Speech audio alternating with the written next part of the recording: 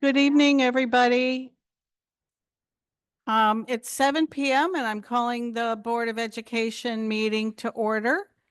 And the first item on the agenda is Pledge of Allegiance. Pledge allegiance to the flag of the United States of America, and to the republic for which it stands, indivisible, with liberty and justice for all.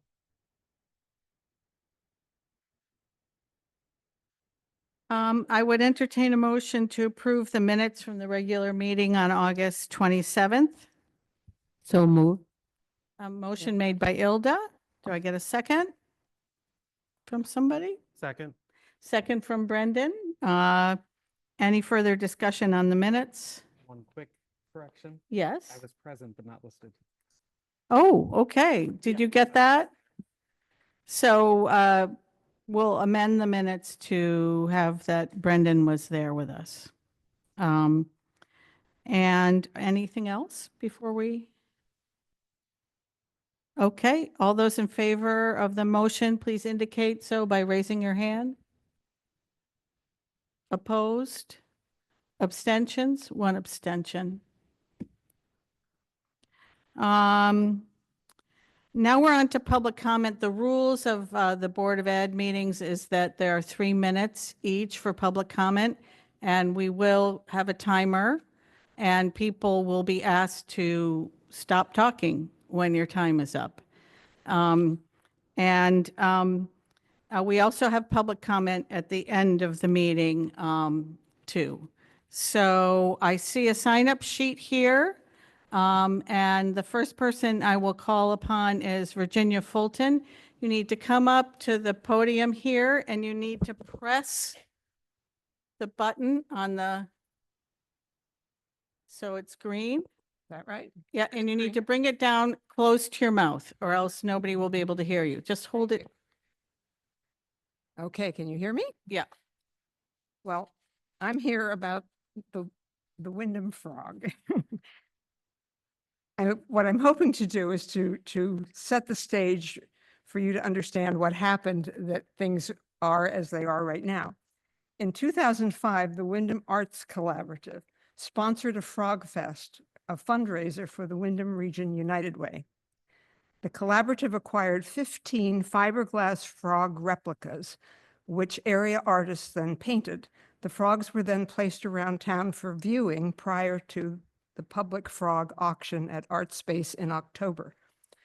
Windham's own Annie Wandell, who is here with me, was one of the artists. Her frog was vandalized while on display in town.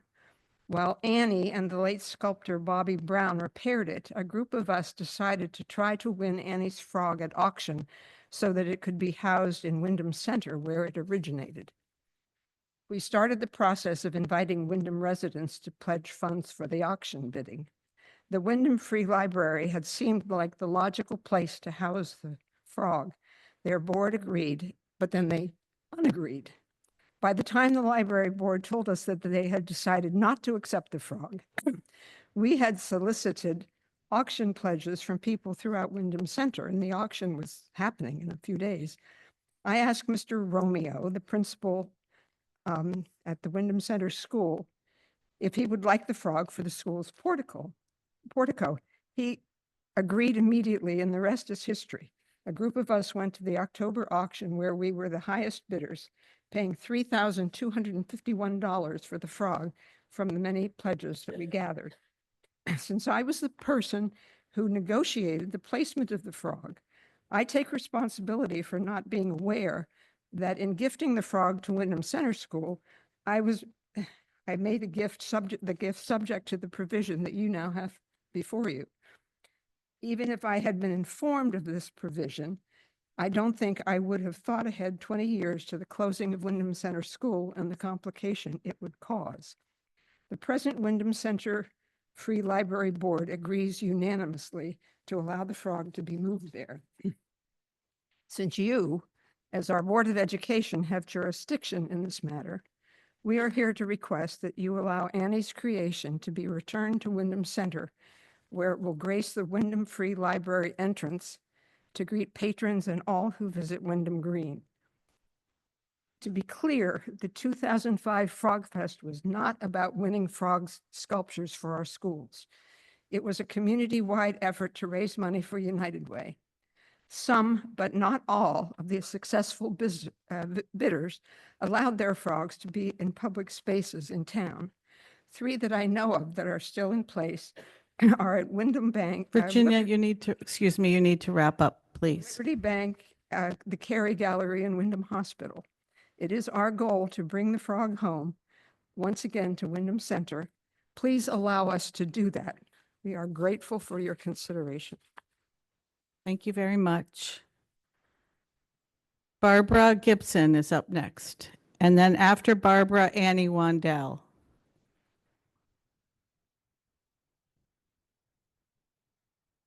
Hello. The Windham Free Library is requesting that the Board of Education allow the Crazy Quilt Frog to be brought to the Windham Free Library. The frog had been placed at the Windham Center School for 20 years.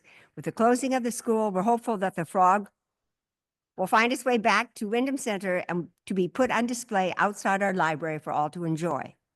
Before we realized that the Board of Education had jurisdiction in this matter, the Windham Free Library Board had voted unanimously to move the frog from Windham Center School to the Windham Free Library. We also had a unanimous vote to pay for the restoration of the 3 broken flanges, fingers, on the frog and for the repainting of the Crazy Quilt Frog. Annie Wandell, who originally painted the frog, has agreed to restore the frog. Funds from Jazz in the Garden, it's a fundraiser for the Windham Free Library held each year. Those funds will be used for this purpose. It is important that this happen, that after 20 years, the frog needs restoration. We are also concerned about the care of the frog being placed in the open. The Windham Free Library has a portico under which the frog can be placed. The Windham Center community, which paid for the frog, thought the frog would remain in the community. At the time, the school was the most vibrant center of our neighborhood. There was always a close connection between the school and the library.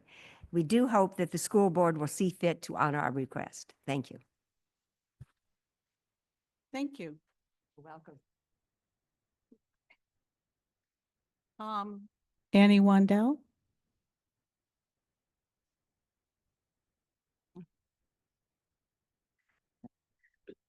Hi, I'm Annie.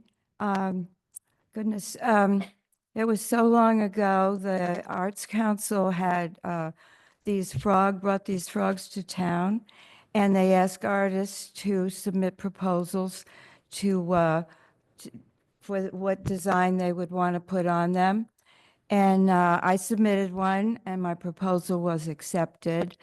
And they brought back the frog to my house in Windham Center, my studio, and I started working on it. And then various things happened. The frog eventually, that was a strange thing. The frog was completely smashed up at night one time, and I thought it was going to go to the dump, really, because it was just little pieces. And Bobby Brown called me up and said, I think I can fix that. And she went over there, and she was no spring chicken either. She went over there and she picked up all the pieces and put them in her truck and brought them back to her barn. And she put the frog back together so it had another life. And we both repainted it, and she did a great job. I don't think you'd ever know that frog had been vandalized at all. It was just in little pieces. It was really sad. But anyway, she did it, and and then at a certain point, it went to Windham Center School, and we were happy about that because the people of Windham Center, Virginia Fulton, had raised the money, raised all the pledges for that, to buy that frog at the auction. And Andrew Gibson went and bid for us, and he bid on the frog, and he got it for us. So it really was the property of those people of Windham Center. They bought and paid for that frog. And but then we didn't realize that when it was given to the school that we were giving it up. And so that's why I'm here today, because we really would like to have it back in Windham on the green. The library wants the frog, and I think that would be a real great place for it. Thank you. Thank you.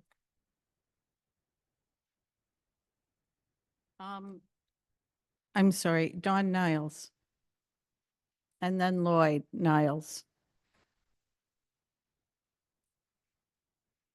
Don Niles, thank you for letting me go before him. First off, I just want to thank you all for hearing us tonight. This was a series of miscommunication that went back and forth. I don't think we all realized that there was this little clause that was put in there. The Wyndham Library is a perfect place for this frog. Take a look at your symbol. We're from Windham Center. That's where the Battle of the Frogs took place. And they really, as you can see, look at these people that are out here. They are so committed to this particular thing, to get the frog back into Windham Center where it belongs. And I would hope that you would consider moving this up on your agenda so that these people can hear your response. And just vote to bring the frog home. Thank you. Thank you. Lloyd?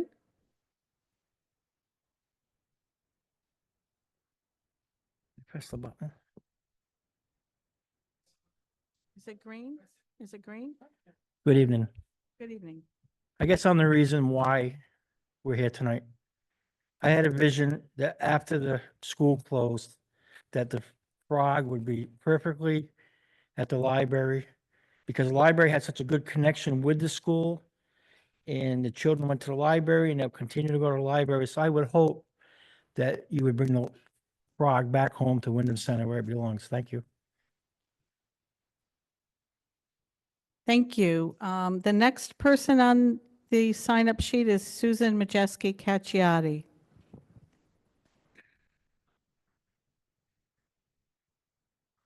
Okay. Okay, so you don't want to speak, Susan. Okay. How about Mike DeSaulnier?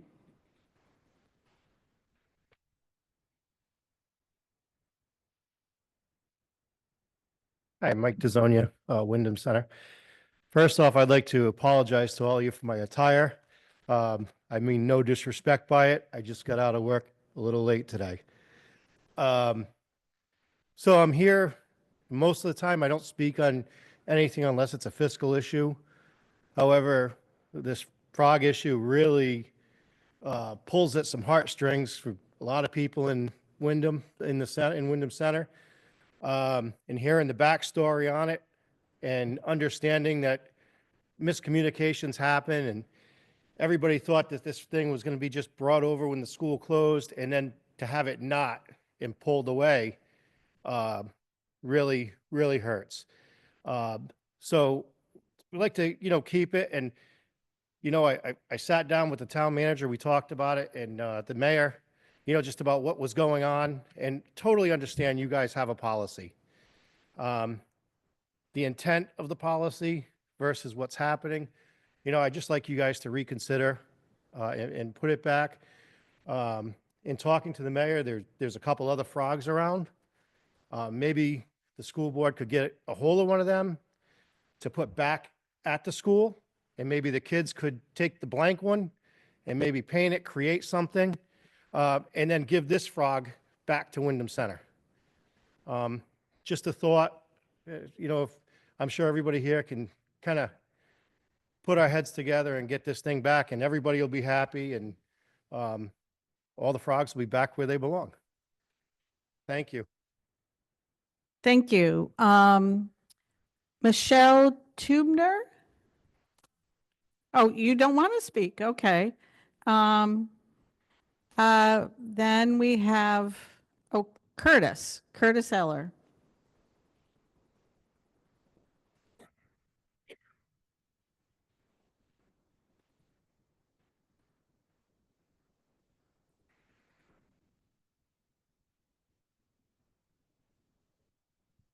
Green means go, right? Yep. Okay. Curtis Ayler, 8 Fairway Drive. Thank you for listening to so many residents of the Windhams that came out tonight to speak on this frog statue issue. It's honestly wonderful getting to sit back and get to hear about the history. I was actually sitting at the kitchen table with my wife before the meeting being like, oh, I remember back, I think it was 2005, it might have been 2006, and all these artists got together.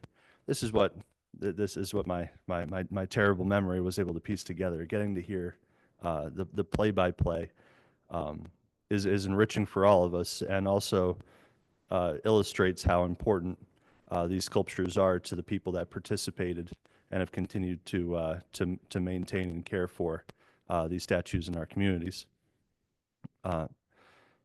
Councilman DeSonia brought up the idea of being able to find an adequate equal replacement for this statue, because I think everyone here is sensitive to the fact that the statues existed at Sweeney School now for the entirety of the school year, and some of the kids have probably gotten attached to it.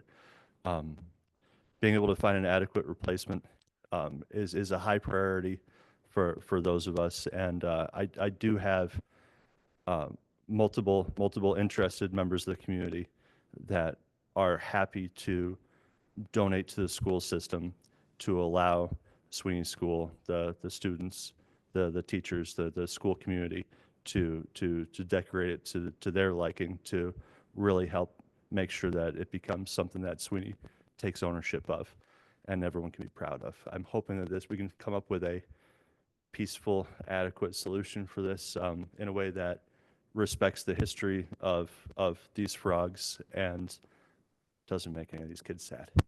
All right. Thank you for all your time. Thank you. And we have Andrew Gibson signed up. Okay.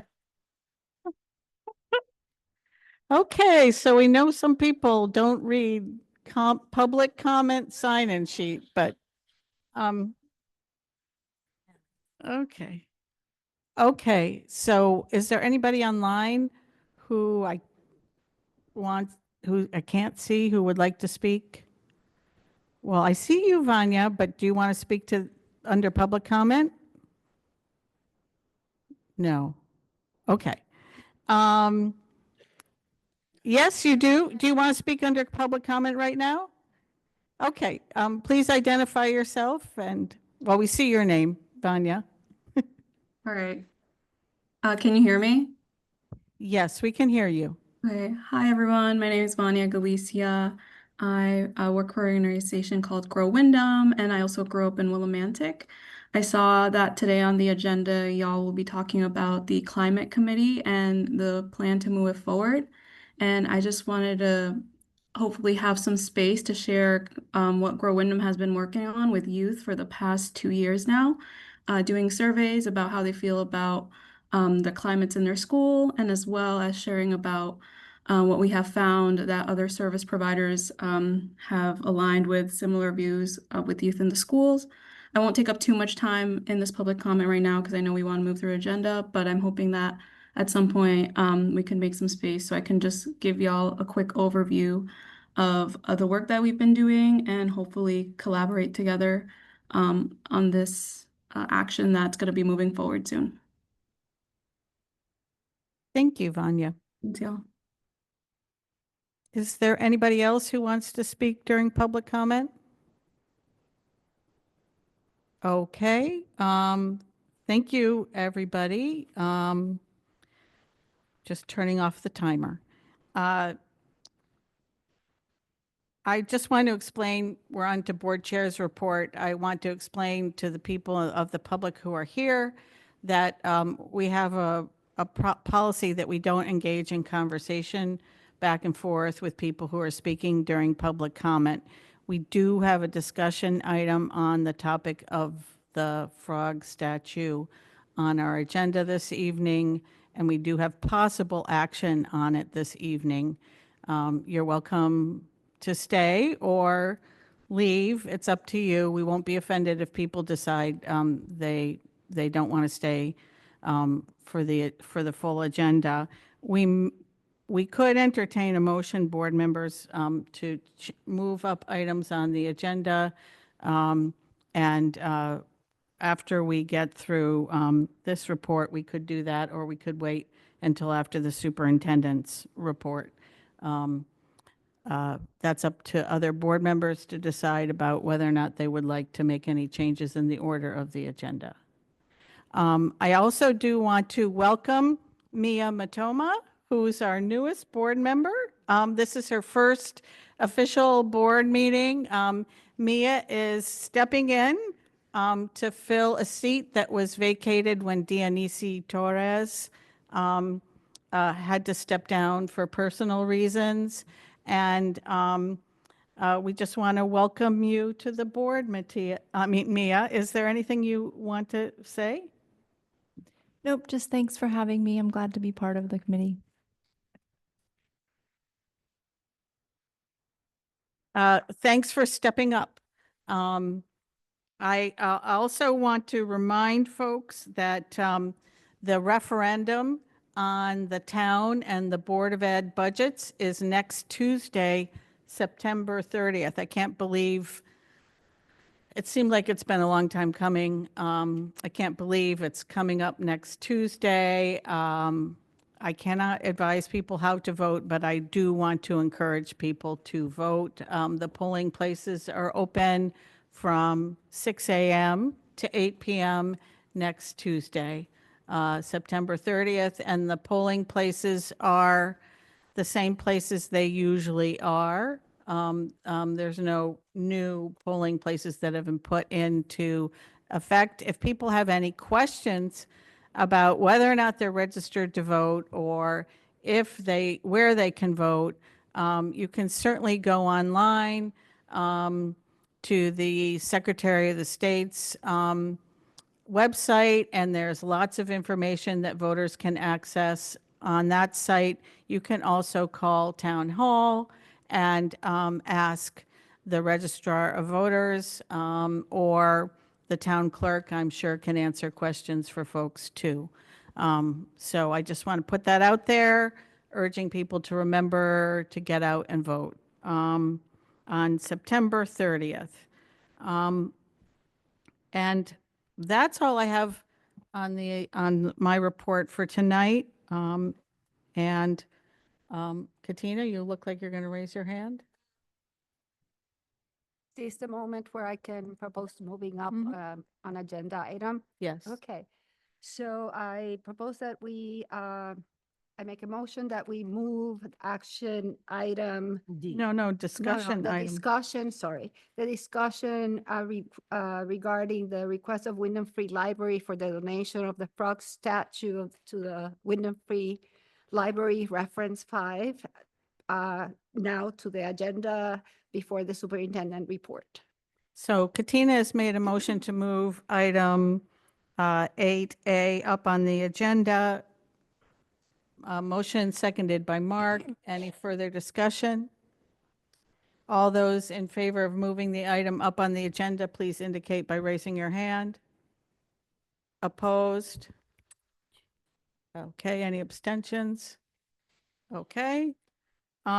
So we will take up discussion of the request from Windham Free Library for the donation of the frog statue back to Windham Center, to Windham Free, to be put in front of Windham Free Library. This is a pretty emotional issue, I think, for a lot of people, and I ask that people please try to be sensitive, right, while they're talking. But also feel free to say what's on your mind. I know there are some strong opinions about this issue. And to members of the public audience, you cannot participate in our discussion unless you are called upon for some reason by any of us, by the chair, to answer a question or something of that sort. Who would like to start the discussion? Mary. Yes. I mean, we do have a full agenda, but I will say I don't think this should be on the agenda. But having heard a lot of accounts and also having read about 20 articles from 2005 in the Willimantic Chronicle about the Frog Fest, and I did live here at the time, so I recall that happening. So there are some additional there's some other information about 2 frogs that were toppled from their posts, et cetera.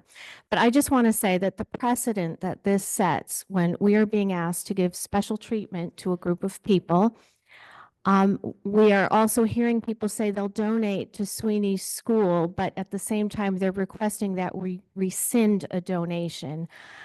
It doesn't give me confidence. The precedent of a board entertaining requests from groups to remove assets from the schools is troubling. Schools are public institutions with policies that ensure that gifts are given freely without restrictions that would compromise state laws and district policies on equity and non-discrimination. Gifts to schools districts must benefit the district and its educational mission. This one does so wonderfully, because it is an artwork that celebrates the town's history, and it is very appealing to children. Laws and policies on gifts, especially those to schools, are clear. Gifts should only be accepted for the school district as a whole, as our policy states, and that policy was in place at the time of December, December 7th gift. So they have to be accepted for the school district as a whole, except in special circumstances such as involving scholarships or regulations involving partner organizations. Gifts to school districts must benefit the district and its educational mission. An appropriate gift must uphold considerations of fairness and equity and educational purpose. Claiming that a gift is for only one group of children would violate the goals of equity and fairness and would raise questions about the motives of the givers. Windham Public Schools always needs to consider whether there is any discriminatory intent or impact regarding a gift or its acceptance. The Windham Public School policy on gifts, enacted in November of 2005, and very much in alignment with current policies at other school districts, which I have checked, such as West Hartford, Greenwich, Madison, etc., states that the Board of Education accepts gifts for the district, which ensures that the board will not accept a gift or implement any condition of accepting a gift that would violate board policies and/or non-discrimination policies. We have the gift instrument, which is the motion, and we have the gift that was delivered. As far as alienating and removing the sculpture, which continues to delight and educate the students of Windham Public Schools, their families, and their beloved teachers, administrators, and staff, there are many arguments against this, especially the moral one, but also the principle that governments and government public entities do not give gifts. We can receive them, but we don't give them. But giving a gift, which is still used by the district, this is not a discarded object, be used for some fundamental purpose of government? No, it is for a group, and not even the entire group who contributed, of people who bid various amounts to acquire it, but as for who has a majority interest in the amount bid, that cannot be determined, nor should it be, as most involved in winning the auction agreed to donate it to Windham Public Schools. Many school laws state that schools and districts cannot make charitable contributions with public funds or public assets. Gifts to the school district must be used for the public purpose, and that is within the authority of the school district. Thank you very much, Mary. Is there anybody else? Katina. Yes, as the chair of the policy committee, I agree that once that we receive a present or a gift, it's part of our policy. Nevertheless, I would like to propose, and eventually I will make it into a motion, that we honor this request, not in gifting it back to the community, but in placing the frog in a permanent residence at the library. So it is Windham Public Schools property, but I would say that in honor of all the students and staff that have gone through Windham Center School that we just closed, and in honor to the community, we we give a permanent residence to these most admired and adored frog to the library with a plaque that states that is Windham Public Schools and that we're doing this to honor and also to commemorate all the students and staff of Windham Center that went through our schools. That will be a compromise, still not violating our policy and still honoring the students and staff that went through our school that it has been lamented that it closed. As a Windham resident, I would, and a board member, I would say it would be a compromise. Are you making a motion right now, Katina, or you want Well, further discussion? I think we should have other board members say what they think, and then eventually I'm going to make a motion. Okay. Mark? Yeah, I would have to agree with Katina's position that we turn this a lend-lease policy and that the frog be able to reside at the Windham Center Library. I can honestly say I was on the board at the time this was given to us. I didn't think a lot about it in the last 20 years. I know it was there. I'm sure it was important, but I don't see an objection to returning it to be able to sit at the Windham Center Library. It's within the government. It's not like we're giving it to a private person. We're moving it from one location to the Windham Center Library. No one could have foreseen that we were going to close Windham Center School when this donation was made. So I would agree with Katina that we do a lend-lease for. Anybody else want to make any points? Okay, Paula? Well, I think many of the points have been made. I agree. I understand that when the donation was made, I was on the board. I believe I seconded the motion to have that frog donated to the school, and we were very appreciative when it did occur. I understand that there were some folks that didn't quite understand, and obviously we did not get that communication, that the intent was that the frog would remain in Windham Center, that the library board had its reasons for not wanting it placed there. And they felt that Windham Center School, again, I think the mention was the vibrant center, one of the vibrant centers of Windham Center. So it was placed at the school, and that was wonderful. It was appreciated, and it looked great there, and the kids loved it. However, no one anticipated closing the school, and that changed things.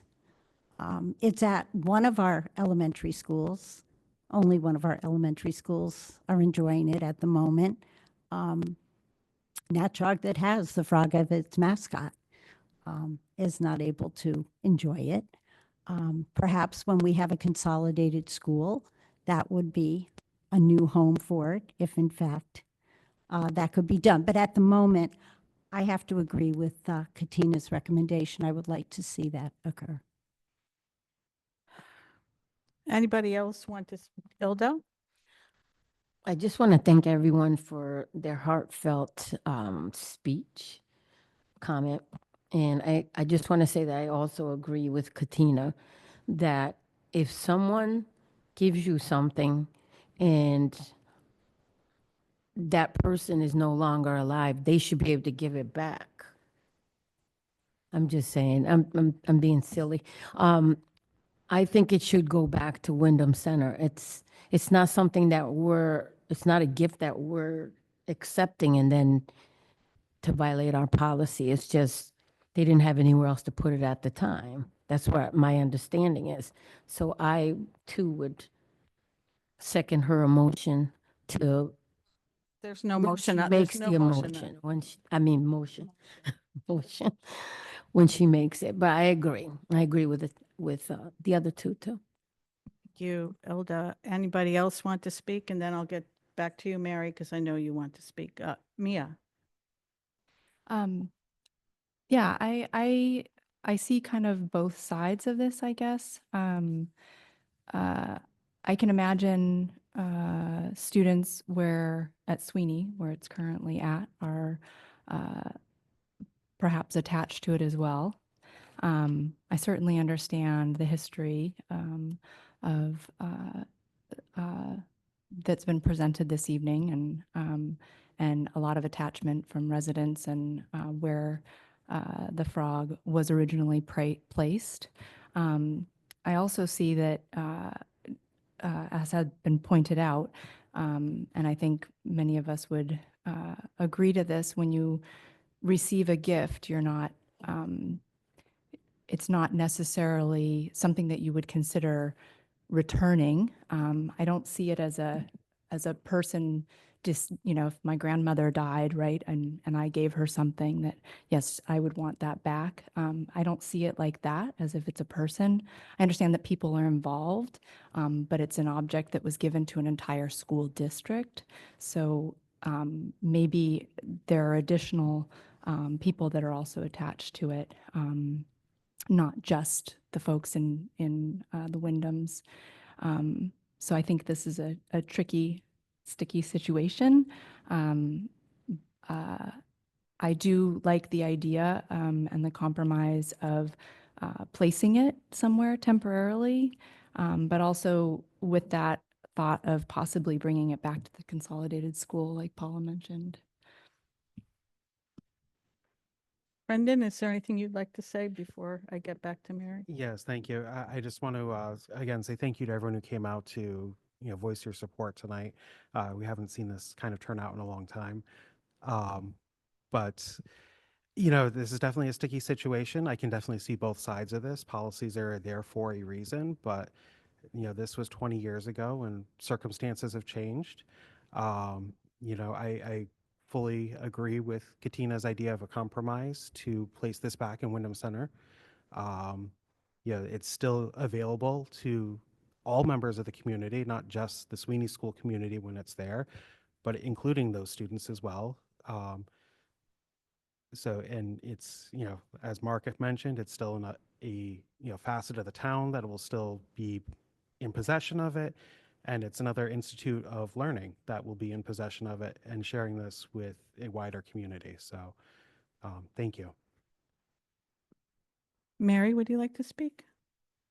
Yeah, the library's not part of the school district, and it was given to the school district. I just want to say also that, Katina, we don't have a policy that says we lease something somewhere. So we are violating our gift policy, which is that we accept something for the school district. And then we don't get to start saying one group in town gets to take some of the school effects.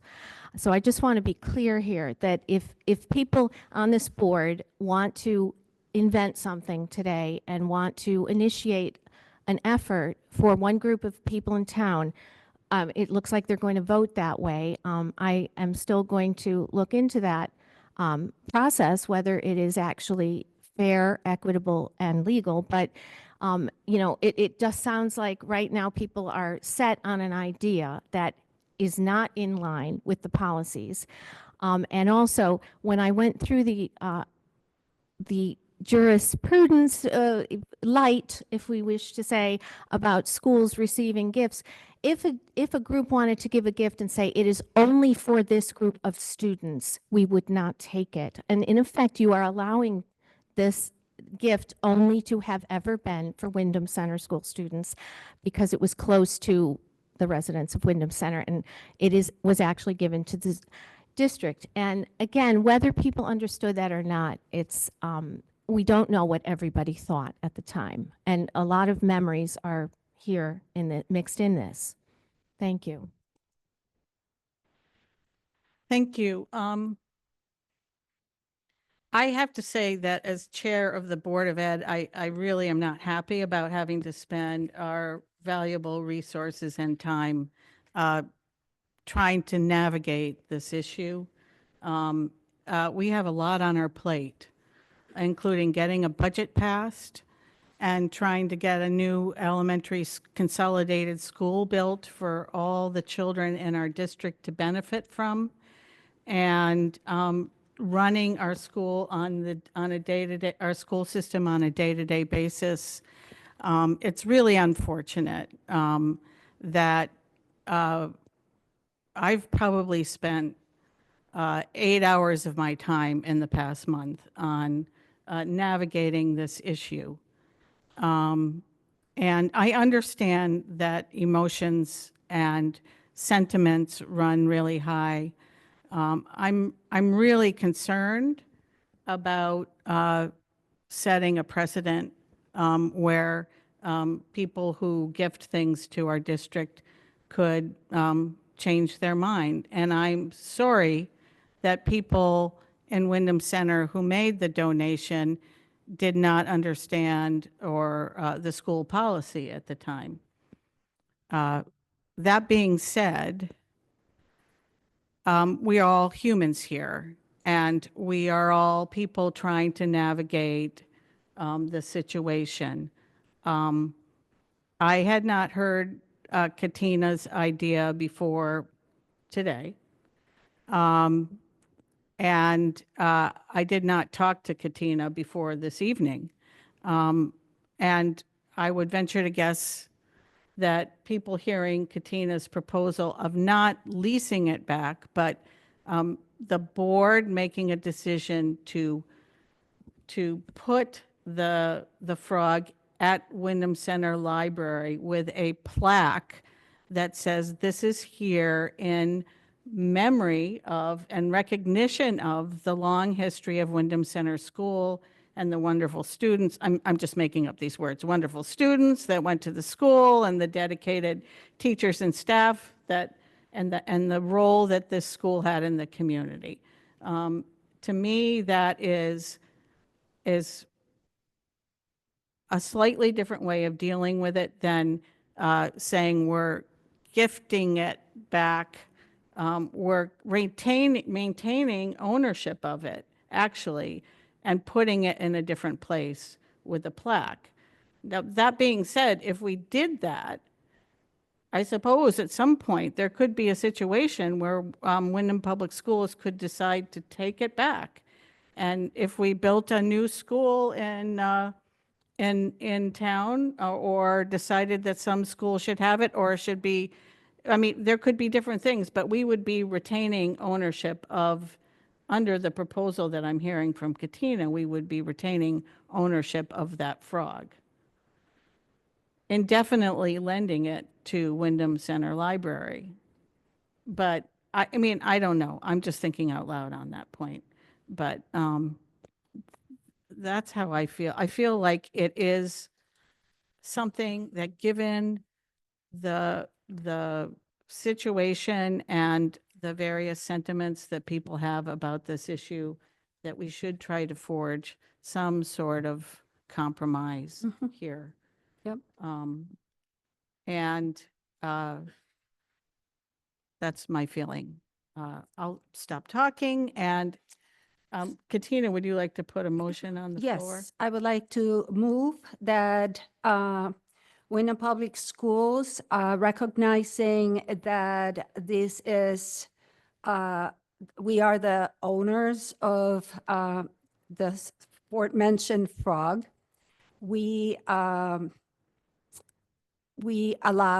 the frog to reside for an undetermined number of years in the public library at Windham Center School, with the having a plaque that states Excuse me, this is. Katina.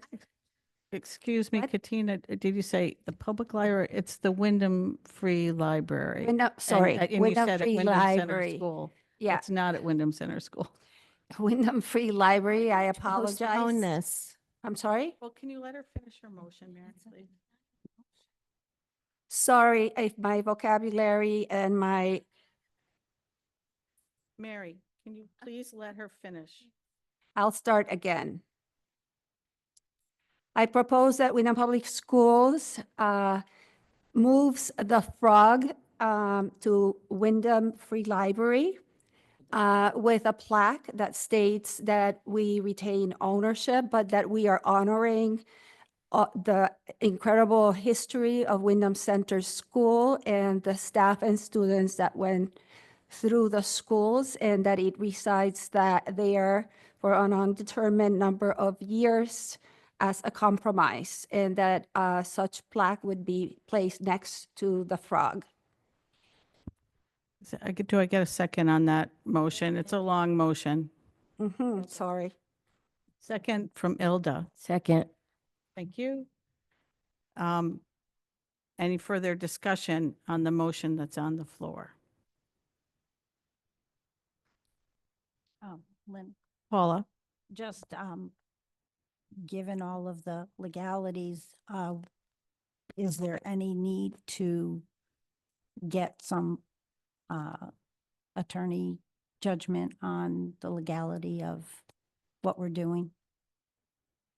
You mean, should we be consulting our attorney before taking action on this? Right. We could postpone action if you all think that that's it's worth getting a, because Yeah, if we right. take action tonight and the attorney says you can't do this, then we'd have to undo the action. I mean, I don't know what other board members think. Yeah. Well, are you suggesting that? You are. What do people think of Paula's? It doesn't suggestion? sound like we need to bring lawyers into this. It doesn't sound like a legal issue.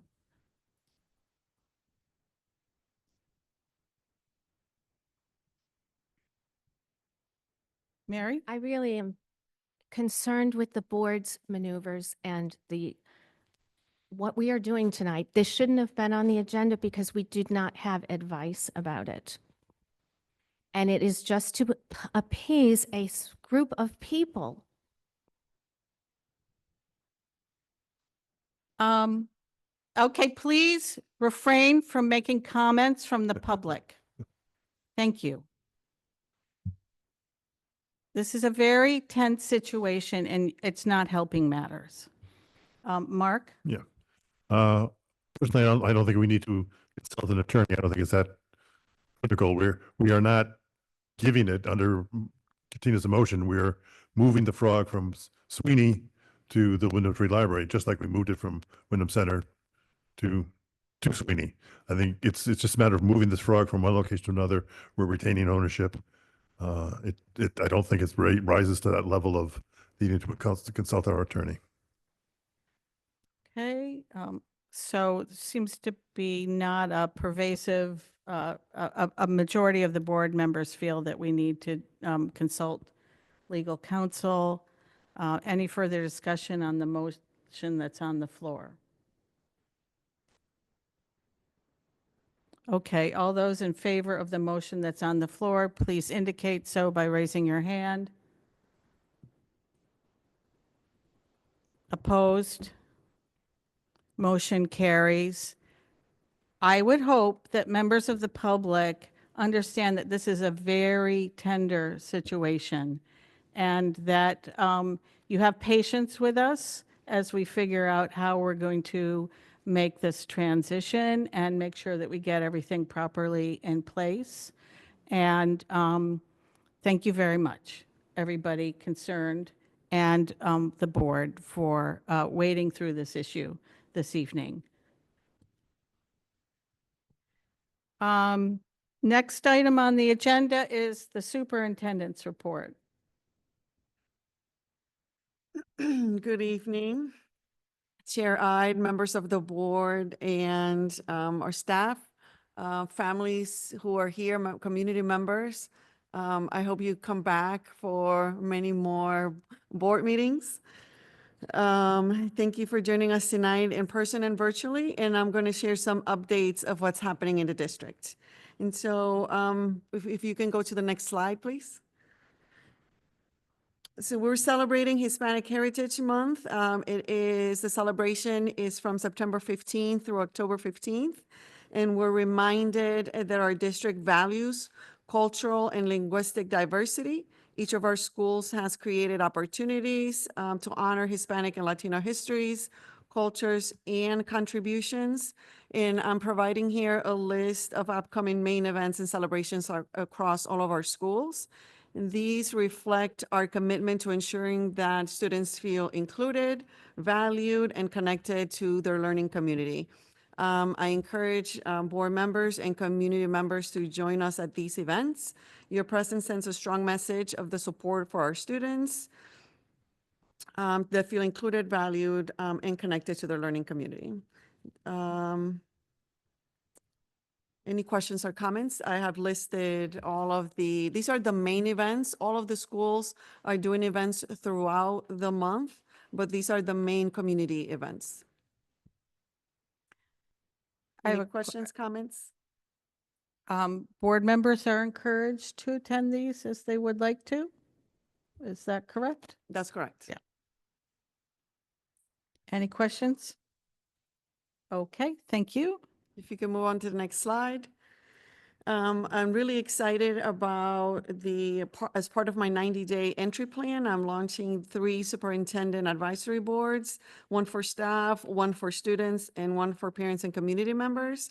The purpose is to provide a platform to listen and learn from our stakeholders and ensuring that we have a diverse perspectives that is going to guide our work moving forward. Applications for the staff advisory board has been already shared with our staff members. They have until October 15th to apply, and I will be making, actually, I will be selecting who the members of the committee are to ensure that there's representation from different grade levels, positions, et cetera. The student and the parent community opportunities are going to follow. I will be sharing those links or opportunities at my first, I will be sending some communication in October for individuals who want to participate to be able to do so. Also, the meetings are going to be hybrid. So if individuals who can't participate in person, they can join virtually, and we're going to be holding these after school hours.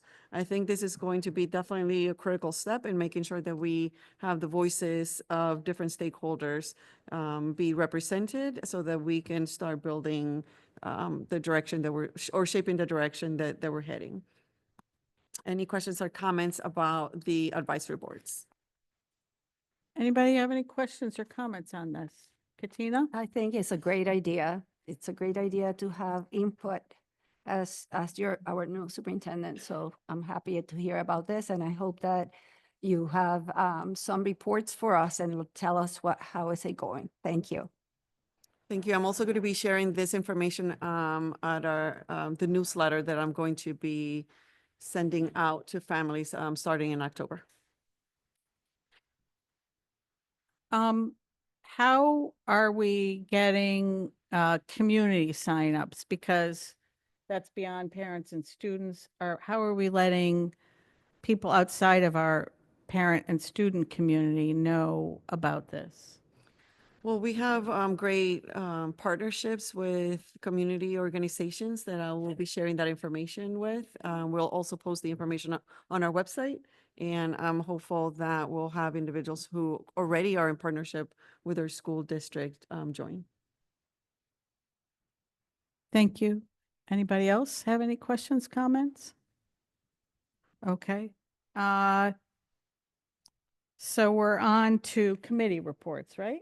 That's correct. Yep. So first committee is personnel. Paula? Our meeting was on August 25th. Unfortunately, there were no committee members that could be there, so we had to table our minutes.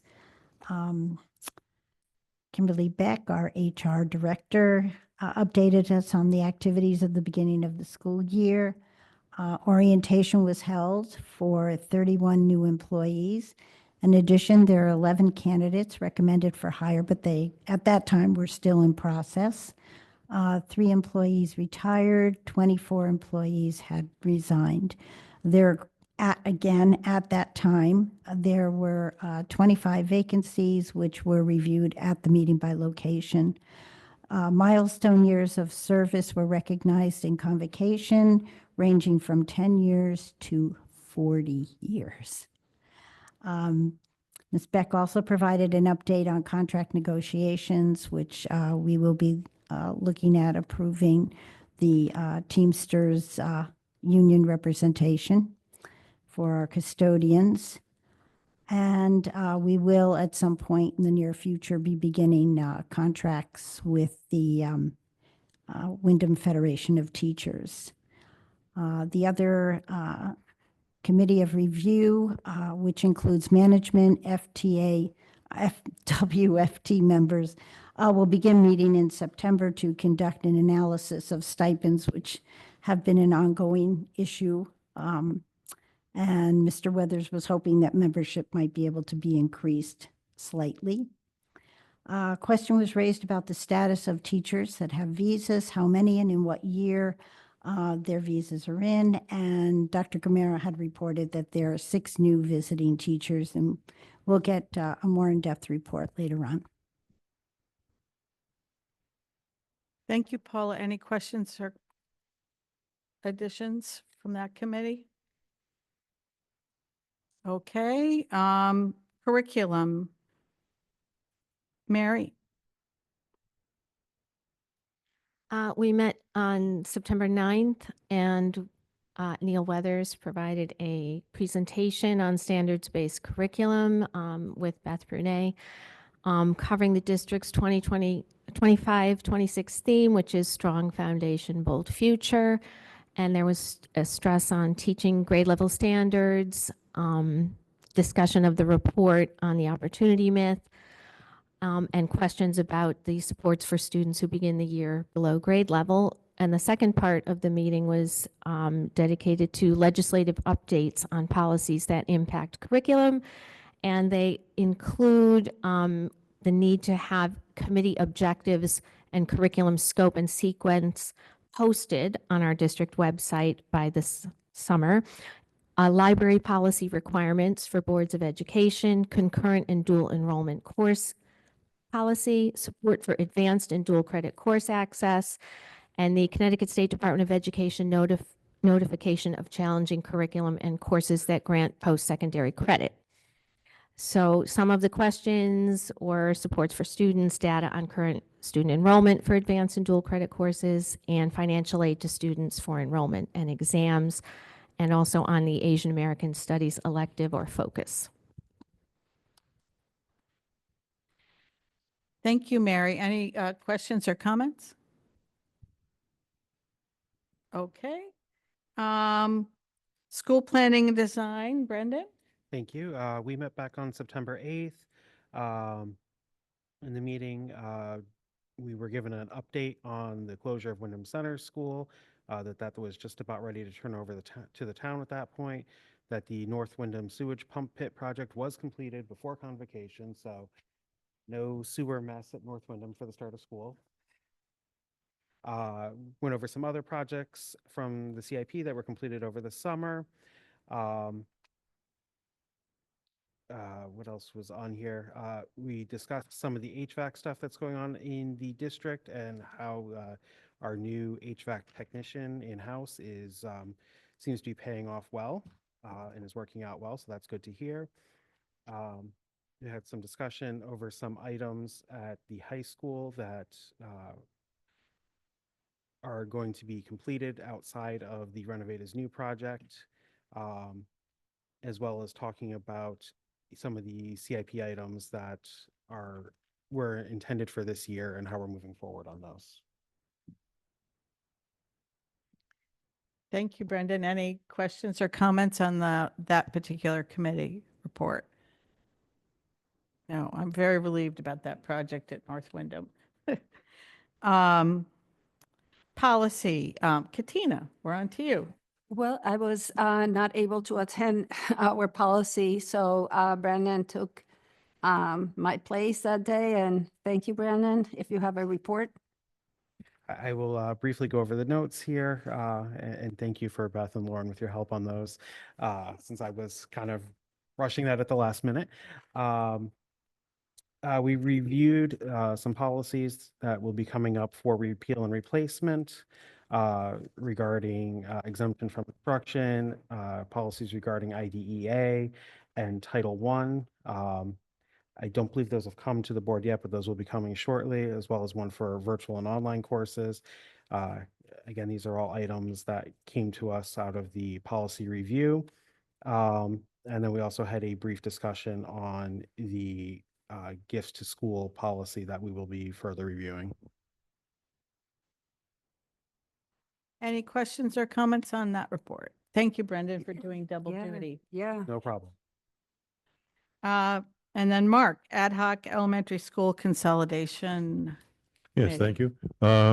We met and we reviewed forum dates and places, locations as selected by Dr. Gamero, and those are available on the website, and those are also an email to every board member as part of her reports. We also reviewed materials that we were going to be using at these various forums, as well as a possible mailer. But in the process now, we were working with our attorneys to ensure that whatever we do doesn't violate state regs. So we haven't set those printing things yet. And that's basically what we did. Any questions for Mark or comments? Yes, Mary. Yeah, I was at that meeting and I was a little concerned because, we've had this committee for how long and we've been paying consultants, and yet weeks before the referendum, we're not sure what we can and can't do. So I just have to say I'm, not very reassured. We did reach out to legal counsel, and it's very clear that there need to be independent expenditures made to do a mailing out to, or send flyers out to, which is what I was concerned about. So we cannot actively use any school resources to advocate for people voting on the November 4th referendum regarding the elementary school consolidation plan. That's particularly related to staff time, such as Dr. Gamero's time or other people who are paid by the district. Board members as individuals can do any advocacy they want in any public setting regarding the referendum on November 4th. We are currently trying to figure out whether there can be an independent expenditure made, but we don't know the answer to how that's going to happen yet. Yeah, there was also an issue that I don't think any of us were aware of, having not gone through this process, but because of the timing of the referendum being involved with the actual voting, it changes the rules and regulations. There's a 60-day period there that is changed because we are part of the actual election. So it changes a little bit of the rules. We were excited because we had seen a mailer from the Weathersfield, which in fact has passed their motion to build a new school. But it was this 60-day rule that caught people by surprise. So it was just, the important thing is that we did the due diligence before we sent out the mailer, so we weren't subject to some significant fines and problems. So To be clear, the town of Windham can expend resources on this issue at this point in time, and so that's what we're exploring with the town. The Board of Ed cannot, but the town can.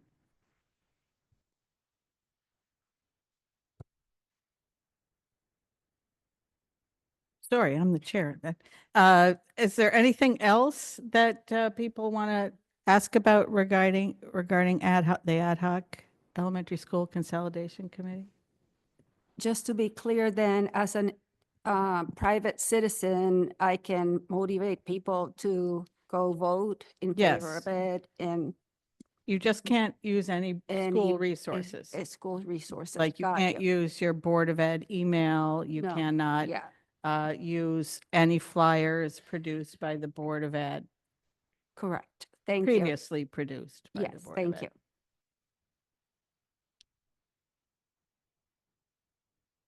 Okay, now we're on to discussion item, and I know Dr. Gamero has some information to share with us about the implementation of the Connecticut School Climate Policy here in our district. Thank you. I want to provide an update on creating the conditions for our students to thrive. These are grounded in our mission and vision. This work is much about, it's not really about compliance, and state mandates, but it's really about what our students deserve. And so I want to start us by actually pausing and reminding us of this work and grounding ourselves in our mission and vision, which you see here in front of you. Our mission calls us to provide every student with equitable access to a high-quality education. And our vision is that every student is deeply engaged, challenged by high expectations, supported by staff, family, and community, and graduates with the competence and confidence to succeed. And it's through this lens that we approach our school climate work. You can go on to the next slide. So in Windham Public Schools, we're committed to creating the conditions for every student to be able to be successful. And again, while there's legislative requirements that we must implement, we're really just making sure that students get what they deserve. You can go on to the next slide. So really what constitutes a positive school climate? This is the definition from the new Connecticut legislation on school climate in schools. We know that a positive school climate is the foundation for learning and development and development for youth. So according to the new legislation, it includes norms, values, and expectations that support people feeling socially, emotionally, culturally, racially, intellectually, and physically safe. It includes individuals treating one another with dignity and are engaged and respected in solving problems restoratively. A school community that works collaboratively together to develop, live, and contribute to a shared school mission, and adults who model and nurture attitudes. And also a school community that contributes to the operations of the school and take care also of the physical environment. You can go on to the next slide. This work really ties directly into our 3 district priorities for the year. Attendance, we know, of course, that students who feel supported and included are less likely to be chronically absent, and that is one of our areas that we're focusing on.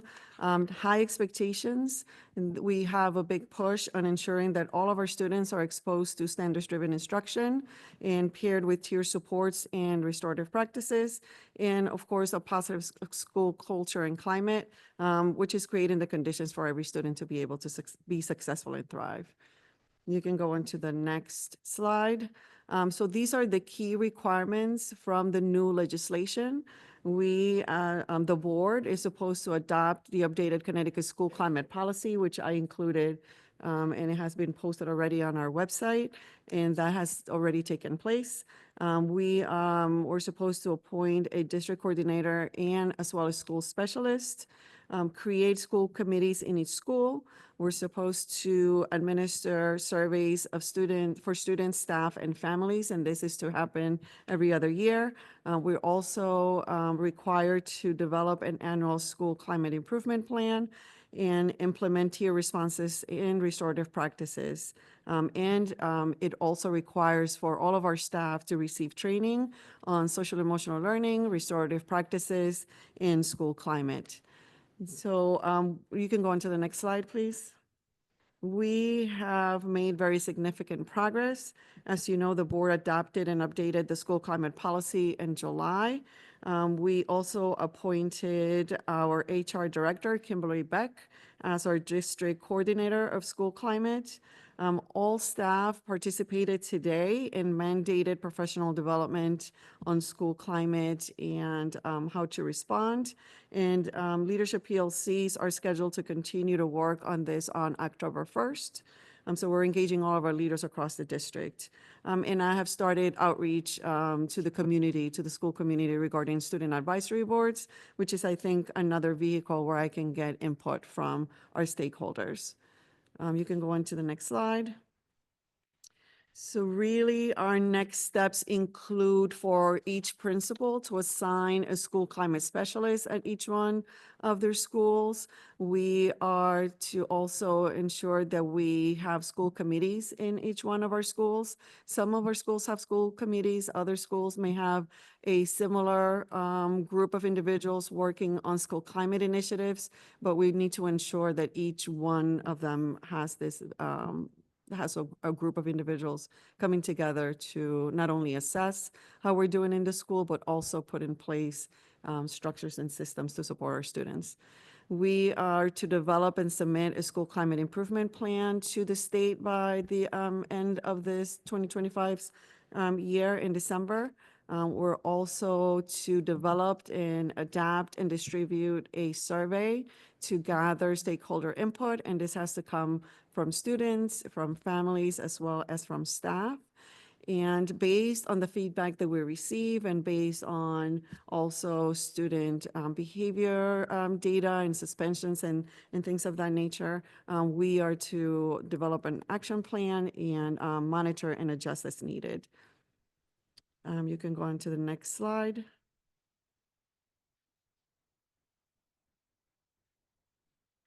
The question of what challenging behavior is versus bullying is a topic that comes up periodically, and there's revised definitions under the new guidelines in the state of Connecticut. So I just wanted to highlight these. Challenging behaviors refers broadly to actions that negatively impact the school climate and interfere with the learning or the safety of the school. And bullying is, the new definition is unwanted aggressive behavior involving a power imbalance, and it includes cyberbullying. Next slide, please. Something that we have to keep in mind is that bullying remains still a subset of challenging behavior under the new law, and we'll continue to address it. And the way that we're going to be able to do this is by making sure that each building has a school climate specialist. They're going to be really key in this process. You can go on to the next slide, please. So each school will identify a school climate specialist. These are going to be individuals that could either be the principal or someone that is designated by the principal. They need to be trained in school climate improvement and restorative practices, and they are the ones who are going to be responsible for leading in the prevention, identification, and responses to challenging behavior, which includes also bullying and harassment. And they are responsible for implementing evidence and research-based interventions, including restorative practices. Something that we'll definitely have to do is engage the entire staff in professional learning in all of those areas. And what is the role of the board? You can go on to the next slide.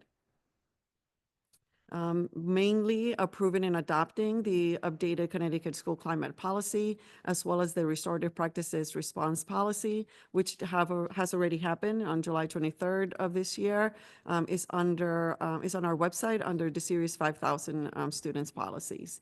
We also need to ensure that we support the resource allocation for professional development. It is clear on the new law that there needs to be professional development that is provided to all of the staff, and therefore we will need support in terms of allocating resources in order for us to be able to do that. And of course, we need to monitor, or the board needs to monitor progress through regular updates tied to culture and climate and student outcomes. And I will be providing those updates during our board meetings and during perhaps when we come together later on in the fall. Any questions or comments regarding the new guidelines? Katina? I would respectfully suggest that parents are informed about what's happening with the school climate policy and implementation, as well as informing parents of the differentiation between, inappropriate behavior and bullying, so it is not confused, because that always comes up.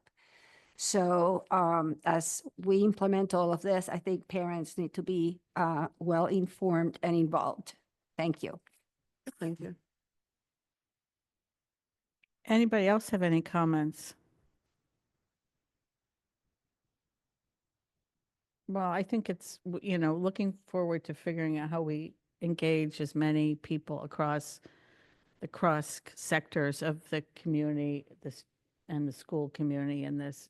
And if you need help from I know you've made it clear what the board's responsibility is, but there may be times when you need a little bit more from us to help, and let us know. Please do. Absolutely. Thank you. Anything else before we move on? No? Okay. Thank you.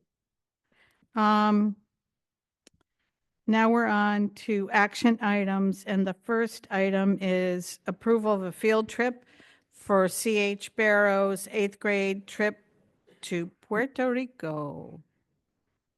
So Would moved. anybody like to make a motion? So Okay. moved. Move to approve this. Do I get a second? Second? Second from Paula. Any further discussion? Yes, Mary. So was their first trip last spring? No. She said this is at the time we presented a slideshow and asked for your approval. Approval was given and our first trip was booked and experienced. I don't recall getting I thought we were going to hear about how they did fundraising and who went, and I don't recall that. I recall the presentation about it. Oh, Yeah, yeah. yeah. Yeah, I recall the presentation, but I don't think an actual trip has happened, and that this is going to happen now. And I was speaking with some of the staff members as I went to the open house yesterday to Barrows. I would like to continue being a link. They were discussing also including some of the students at Windham Middle School, which we had talked about. I wish this well. It's a well-planned trip. I read all the materials last night, and it seems parents are already signing up students. As I was there, a couple of parents said, "Oh, we just signed our kid to go to the trip in Puerto Rico." So, but I think this is the very first one. Mary? Well, I would just like to say it says it was booked and experienced. So I don't know if If it's wrong. if I'm reading that right or, and we're, Neil has an answer to that? Okay.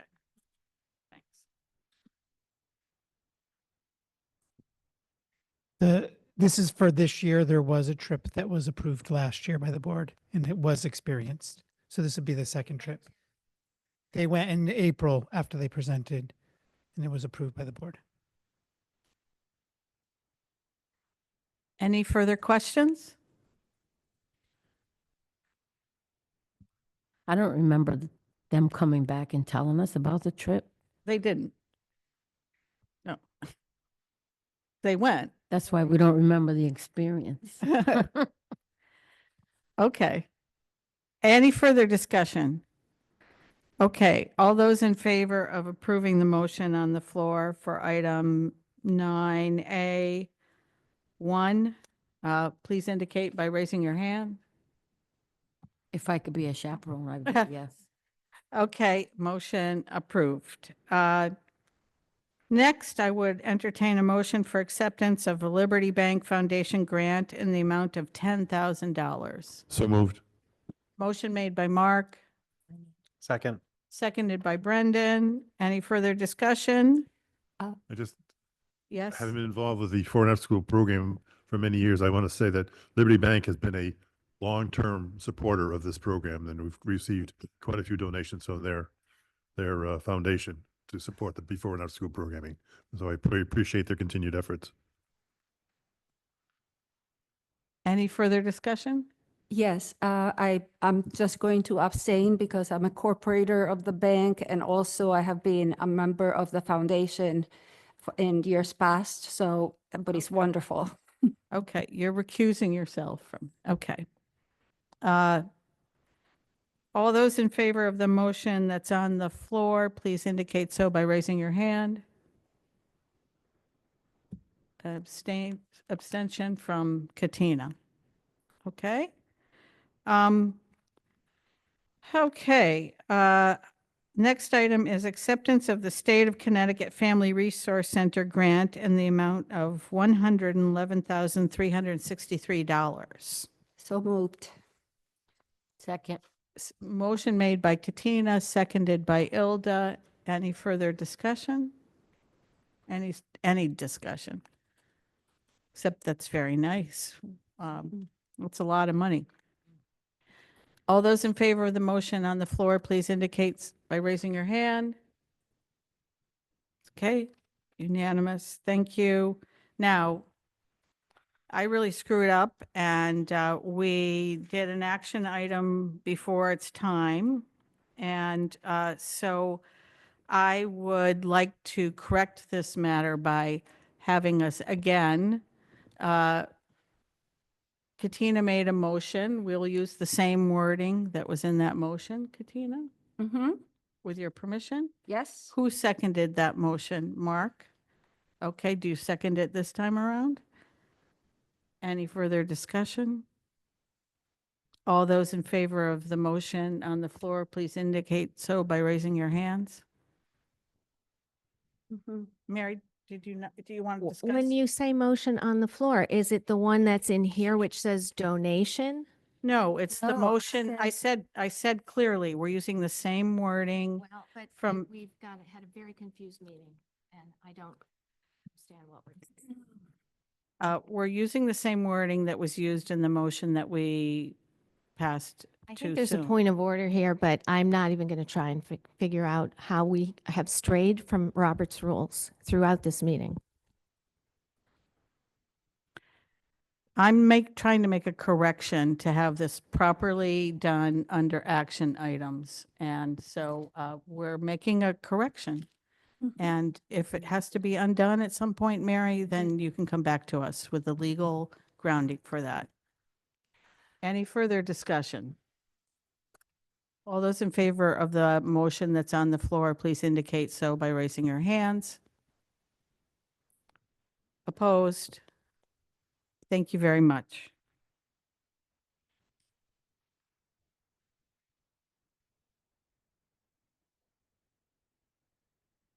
Okay. This is a little confusing, but I would entertain a motion to rescind the July 9th motion to approve the temporary use of North Windham School roof project funds to fund the cost of the North Windham School septic wet well emergency replacement. So moved. Motion's made by Katina. Second. Second by Brendan. Discussion. I think it would be helpful to have a little more explanation for folks. Albie?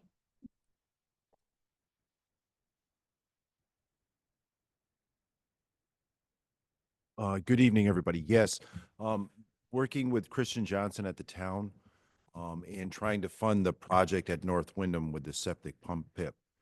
Originally, we came forward and asked to use funding from the roof project at North Windham to repurpose that. Later on, Christian came forward and said there was money left over from a mini split project which was completed and recommended that the funds be taken out of that, which then would require rescinding the funds coming out of the roof project. So this is a way to even that out. So that's why it needs to be rescinded to then move forward to repurpose the funds from the mini split project to in the pay for next the motion. completion. Yeah. So that's how they're connected. Thank you, Albie. Mary. I continue to be concerned with the way that the finance director, Kristen Johnson, advises us where money is, if there's money left, et cetera. And when this came about that we were going to fund an almost urgent project about septic pumps, and it said the roof, and now it's, oh no, you should, I find this accounting very troubling, and I don't know why I'm the only one, and I'm not a numbers person. I just want to be on the record. I want to know why the Board of Finance does not have higher standards, and why I do think we need some sort of audit here about the school funds, what's for the capital projects, and we need regular updates. And I have stated that before through the facilities department. Right. I would just like to add that was not aware that the funding was left over from the mini split project. So, But I'm saying it's an accounting thing. We should kind of get updates. What's been used, what hasn't. That doesn't seem to happen. Right. This is not you. She's talking about Chris Johnson. Right. And the town. Yeah. Thank you. Any further questions? Mark? I guess I would have to agree with Mary that we've talked about this many times. Yes. It's unfortunate that we don't have the authority as the Board of Ed to enforce that Kristen gives us timely information. But Mary's right. The Board of Finance does not get timely information. The town council doesn't get timely information, but this has been an ongoing issue, and I'm not sure. I've been as frustrated as Mary as how we can get around it. We did it initially by reducing his responsibility and going with our own finance director, but we're still bound with Christian because of the change of when they merged the two departments. So I agree with Mary. I just don't know what the solution is. Perhaps this is something that our new finance person on staff might be able to work with our board and at the town and try to get some more regular reporting from the town about where these capital funds are, what pots of money are where, and things like that. Because we are, pretty much acting blindly on what we're being advised, and it seems not great for us to be rescinding money and things of that sort. Yeah. Yeah, I'm not bossing you around. I'm just making a suggestion. Yeah. I want to make it clear. I don't have the authority to tell you to do something. Yeah. You want to get up and talk, right?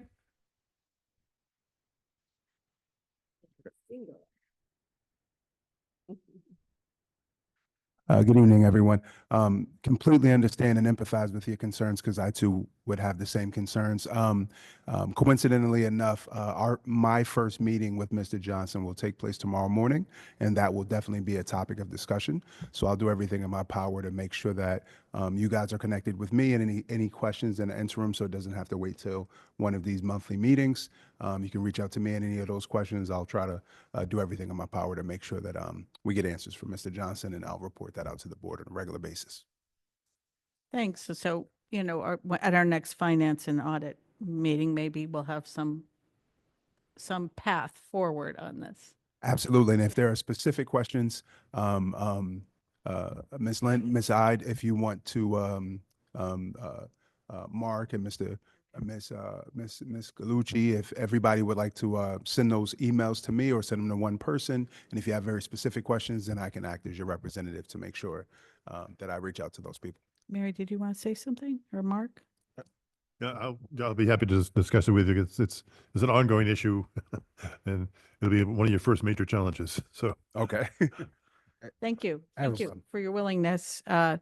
So, yes? Oh, I was just going to add, this is something that we did ask for at the end of last school year, and we reviewed at school planning and design, but this information was not given to SLI by the town at that time. So I'm not sure where that lack of information is. Okay. Thank you. Katina? Yes, I agree with Mary and everybody. I also would respectfully encourage our superintendent to take the lead also with the finance board chair and all of them, and keep this communication and relationship going that we have established, so that we get more reports. Thank you. Thank you. Any further discussion? All those in favor of the motion that's on the floor, please indicate by raising your hand. Is there any, did everybody raise their hand? Yes? Okay. I couldn't see everybody. Okay, the next item is approval of repurposing of funds from the North Windham mini split project to cover the cost of the North Windham septic pit project. So moved. Motion made by Brendan, seconded by Mark. This is a continuation of the same thing that we just acted upon. So is there any further discussion? Just a question. Yeah. So they did the mini splits and this was money that was left over. So the project, Correct. Yeah. That project came in under budget. thank you. Okay, all those in favor of the motion that's on the floor, please indicate by raising your hand. Okay, motion passes. Next item on the agenda is approval of the Teamsters contract for the custodians on our staff. Would anybody like to make a motion? So moved. Motion made by Katina, Second, seconded by Ilda. Beecher Paula. Any further discussion? Lynn? Yes? Yeah, I would just like to thank the custodians committee and Sly especially and Kimberly for all their work and input. It really went quite smoothly. Thank you very much for everybody who did the work on this, and our appreciation to the custodians themselves. All those in favor of the motion on the floor, please indicate by raising your hand. Okay, motion's approved. And the last action item we have tonight is budget transfers. I can, Go ahead, Mark. right, these were presented at the last scheduled finance committee meeting, which we postponed because this was actually the only action item. And the superintendent and the finance director were both out of town at a conference, so I opted to cancel that meeting. I'll also point out that the transfers that we're looking at is let me give you my magnifying glass here, 32,500, $32,560. That is below our policy limit needing our approval, but we've established a procedure, I guess, if you will, or of always looking at all the transfers. But that's another reason why I canceled the meeting, because I knew they could have done this without our approval. So, but it's brought forth here so that we can keep up to date with the transfers. Any questions? Oh, so are you making that motion? I make the motion to be approved the transfers, yes. $32,560. Second. Seconded by Katina. Any discussion? Okay, all those in favor of the motion on the floor, please indicate by raising your hand. Okay, thank you very much. And now we're on to public comment. Is there anybody who would like to speak during public comment? Hi, Vanya. You spoke to us at the beginning. You want to speak to us at the end too? Okay, come on up here to the microphone. You can just cross right in front of us. It's fine.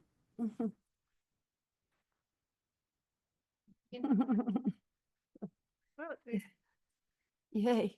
Yeah, and you just press the mic so that the green light comes on, and speak close to the mic, please. Got it. Okay. And identify yourself one more time, please. Hello, everyone.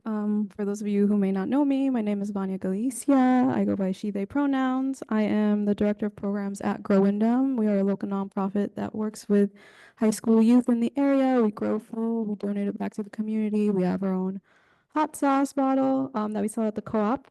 And we focus on uplifting youth voice and development to support them and mentor them to become stronger community members and advocates in Windham. And today I wanted to come and talk to y'all because I see that you are moving on the climate committee action that is set for all Connecticut schools now. And I wanted to just have a little bit of opportunity to share what we have been working on for the past 3 years and hopefully get some of that information in your hands. I know everybody is busy, so I won't take too much time. And honestly, a culmination of 3 years of work is a lot in like 5 minutes. But just a little bit of background, about 3 years ago, we were talking to high school students in our program, and they come to our program and they feel like it's a safe space, so they open up to us very easily about things that are going on in their lives. And a constant conversation or topic was the actual climates in schools and how they felt certain spaces or things that affected them. And from that action, we took a larger initiative to actually survey more students around in the high schools, and we were able to get over like 120 students to fill out our survey, which was actually a lot. And it was mainly high school students. From that area, we actually pointed some major themes. One major theme was that youth were self-blaming a lot, although there's a lot of youth here who struggle with different barriers. They often actually blame themselves for those barriers, and that's hard for us to actually hear, because we know that as young folks who are maybe in an under-resourced district, not all these things are their fault, why they're not reaching their goals. And from there, we actually wanted to dig in deeper and see how adults were seeing the issues that they were coming up to perspective. So after that, we ended up doing actually surveys with service providers, teachers, and other folks that supported these young people in different settings. And we were able to identify different themes. And it's actually interesting that some of the themes that you have mentioned already today are the ones that came up. So mental health was the number one, bullying was number two, lack of resources or counselors was number three, power struggles, which is the difference between bullying and actual, struggles that you have with students, and the impacts of COVID on their education, and the punitive versus, reward systems, or also, systems that look to help them integrate back into a school system. I have a presentation on this, and I'm hoping that y'all will give me some space or points of contact to actually present the rest of this information. It sounds like you've already, is that what I got? Yeah. Okay, could I get one sentence? It sounds like you already appointed your climate committee coordinator, but if I could get a conversation or a day to talk to them. We also have a lot of resources and things that we've been working on, and we've already run many listening sessions, so we would love to offer those tools that we have already developed. Thank you. Thank you very much, Vanya. If you could stick around for a second, I'm sure there might be some people who want to connect with you. Okay. Anything else? Anybody else want to speak during public comment? Okay. I would entertain a motion to adjourn at 8:38. I move, we move. Meeting adjourned.